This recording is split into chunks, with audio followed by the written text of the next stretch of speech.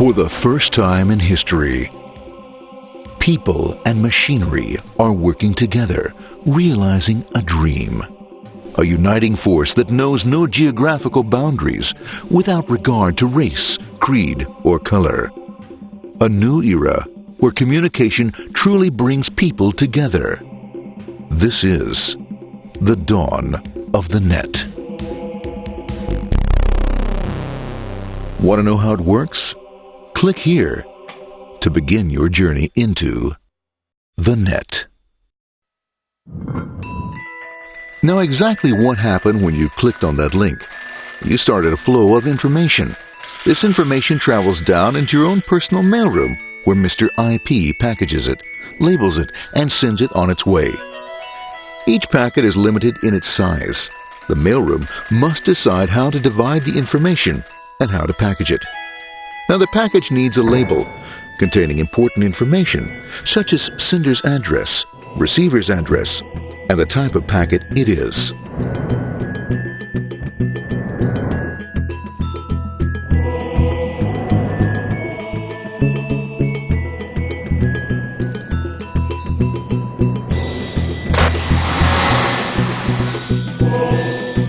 Because this particular packet is going out onto the internet, it also gets an address for the proxy server, which has a special function, as we'll see later. The packet is now launched onto your local area network, or LAN. This network is used to connect all the local computers, routers, printers, etc. for information exchange within the physical walls of the building.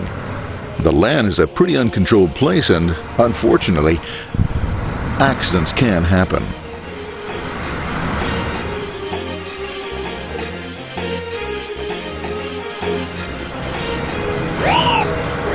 The highway of the LAN is packed with all types of information. These are IP packets, Novell packets, Apple Talk packets. They're going against traffic, as usual. The local router reads the address and, if necessary, lifts the packet onto another network. The router, a symbol of control in a seemingly disorganized world. Whoops, sorry about that. Let's move this one here, this one here. This moves here, this one goes here. I don't like this one. Let's go with this one. Let's go here. A little over to the left. Let's move with this one here. Another channel here. Let's put that one here. Another one there. Let's put that one here. There he is, systematic, uncaring, methodical, conservative, and sometimes not quite up to speed. Sorry. But at least he is exact, for the most part. That one goes there, that one goes there, that one goes there, and this one goes there. Well, another one goes there, that goes there. He's behind him, let's go there, that goes there, that goes there. He goes there, oh, let's put that one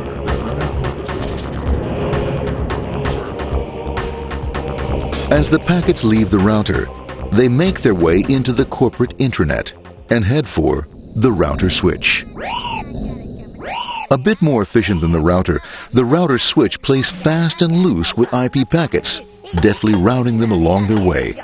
A digital pinball wizard, if you will. Here we go. Here comes another one. And it's another. Watch this, Mom. Here goes. Whoop, around the back. Hey, in there, in there, in there. Over the left, over the right, over the left, over the right. You got it. Here it comes. Right down. He shoots. He scores. It's going. Hey, Wayne. Here, watch out. Here comes another one. Oh, here we go. And it's gone.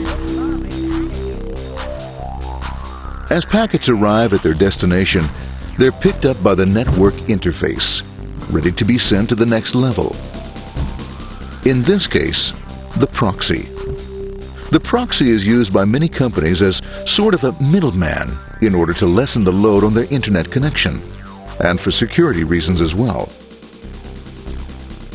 As you can see, the packets are all of various sizes, depending upon their content.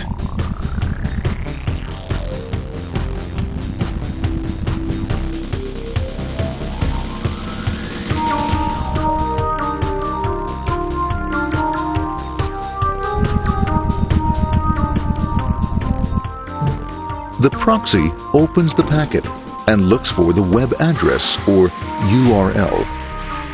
Depending upon whether the address is acceptable, the packet is sent on to the internet.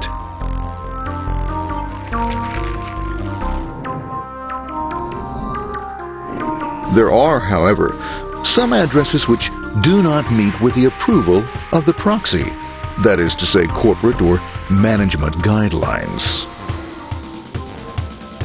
these are summarily dealt with. We'll have none of that. For those who make it, it's on the road again.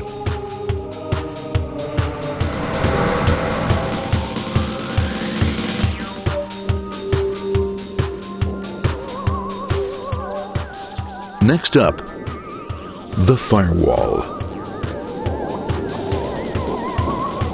The corporate firewall serves two purposes. It prevents some rather nasty things from the internet from coming into the intranet, and it can also prevent sensitive corporate information from being sent out onto the internet. Once through the firewall, a router picks up the packet and places it onto a much narrower road, or bandwidth, as we say. Obviously, the road is not broad enough to take them all. Now you might wonder what happens to all those packets which don't make it along the way. Well, when Mr. IP doesn't receive an acknowledgement that a packet has been received in due time, he simply sends a replacement packet. We are now ready to enter the world of the Internet. A spider web of interconnected networks which span our entire globe. Here, routers and switches establish links between networks. Now, the net is an entirely different environment than you'll find within the protected walls of your LAN. Out here, it's the Wild West. Plenty of space, plenty of opportunities, plenty of things to explore and places to go. Thanks to very little control and regulation, new ideas find fertile soil to push the envelope of their possibilities. But because of this freedom, certain dangers also lurk. You'll never know when you'll meet the dreaded ping of death. A special version of a normal request ping which some idiot thought up to mess up unsuspecting hosts. The paths our packets take may be via satellite, telephone lines, wireless, or even transoceanic cable. They don't always take the fastest or shortest routes possible, but they will get there. Eventually. Maybe that's why it's sometimes called the worldwide wait. But when everything is working smoothly, you can circumvent the globe 5 times over at the drop of a hat. Literally. And all for the cost of a local call or less. Near the end of our destination, we'll find another firewall. Depending upon your perspective as a data packet, the firewall could be a bastion of security or a dreaded adversary. It all depends on which side you're on and what your intentions are. The firewall is designed to let in only those packets that meet its criteria. This firewall is operating on ports 80 and 25.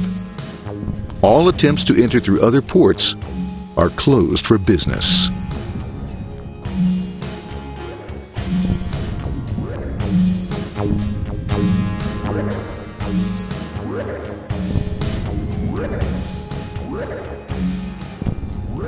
Port 25 is used for mail packets, while Port 80 is the entrance for packets from the Internet to the web server. Inside the firewall, packets are screened more thoroughly. Some packets make it easily through customs, while others look just a bit dubious. Now, the firewall officer is not easily fooled, such as when this ping of death packet tries to disguise itself as a normal ping packet. It's okay, go on. It's okay. No problem. Have a nice day. We out of here. Bye. For those packets lucky enough to make it this far, the journey is almost over. It's just a line up on the interface to be taken up into the web server. Nowadays, a web server can run on many things, from a mainframe to a webcam to the computer on your desk. Or why not your refrigerator? With a proper setup, you can find out if you have the makings for chicken cacciatore or if you have to go shopping. Remember, this is the dawn of the net. Almost anything's possible. One by one, the packets are received, opened, and unpacked. The information they contain, that is, your request for information, is sent on to the web server application.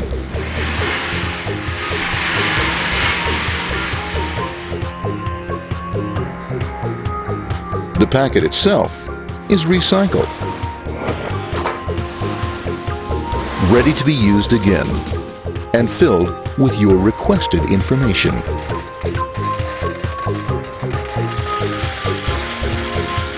Addressed and sent out on its way back to you. Back past the firewall, routers, and on through to the internet.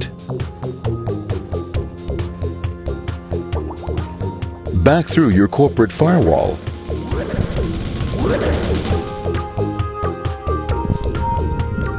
And onto your interface. Ready to supply your web browser with the information you requested. That is, this film.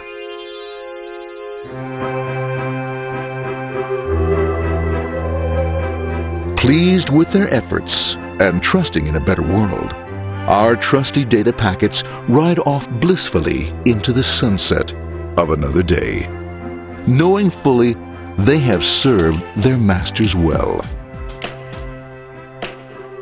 Now, isn't that a happy ending?